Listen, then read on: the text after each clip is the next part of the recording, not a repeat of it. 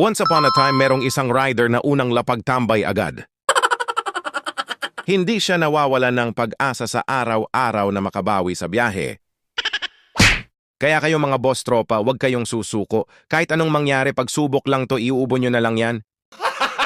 Gago! Tis-tis na lang talaga muna mga boss tropa. Aayon din sa atin ang panahon ng init, ano ba yan? After 10 minutes, pinasukan din sa wakas, wag mong isiping malas ka, isipin mo lagi na malakas ka. Sapol ang Cloud Eats sa unang first na booking mga boss tropa. Deliver natin sa Florenzo Venice Luxury Residence sa pamasahe na 65 pesos. Hi ma'am, on the way na po ako, baba na po kayo para wala tayong magiging problema. Ay wait lang kuya, pauwi pa lang po ako, paantay na lang po mamaya sa lobby. Sunod Karamia Cake ng Venice Grand Canal, malayo-layo to. Sige, palagan patag naman ang daan.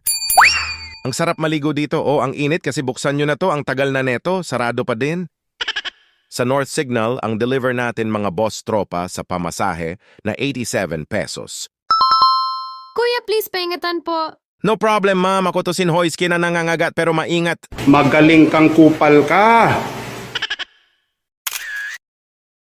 Sabay balik pa hangin dito sa Gate 8 Ramdam kasi talaga ang init ng panahon boy.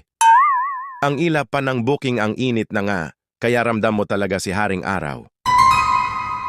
Oh, heto Grab Express papuntang BGC lang sa pamasahe na 180 pesos paldo mga boss tropa. Sa Shangri-La ang deliver.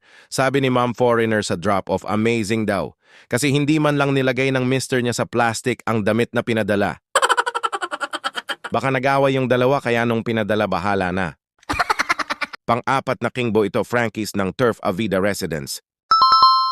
Pang-lima at pang-anim naman sa baba ng Pembo na may ubo.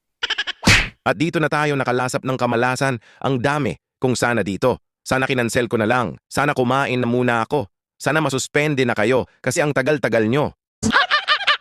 Shoutout pala sa tropa nating nakasama dito, kay Ludo Bemoto Vlog. Follow nyo na din siya mga boss tropa. Salamat sa kwentuhan, Tanggal Boryo.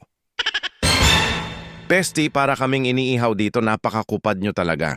Anak ka ng... Nasa 12 rider kami dyan na nagsusunog ng balat habang nag-aantay. Ang tagal bago ko to na-edit mga boss tropa kasi ang daming ganap sa buhay-buhay. Grabe yung araw na to kasi inaabot tayo sa kalsada ng 13 hours. Sa sobrang olats ng biyahe, kailangan magdagdag ng oras.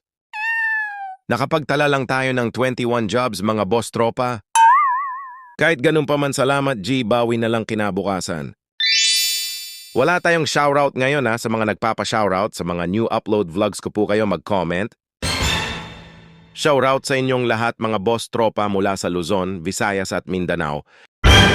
Ay shoutout pala sa'yo tropa bakbakero ng BGC. Salamat sa suporta. Keep grind lang mga boss tropa at huwag kalimutang humingi ng gabay sa itaas bago bumiyahe. God bless you all and ride safe broom.